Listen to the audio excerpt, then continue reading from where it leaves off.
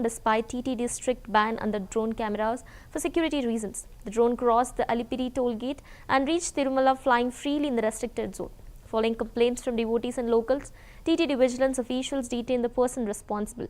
He was identified as a foreign national and handed over the police for questioning. Further details regarding the incident are yet to be known.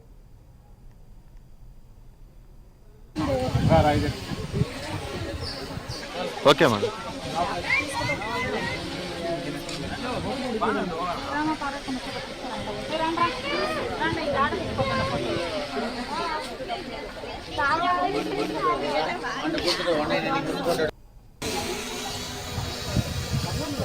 చాలా తినాలి ఓయ్ ఇట్లా కూర్చుని ఎక్కడ కదా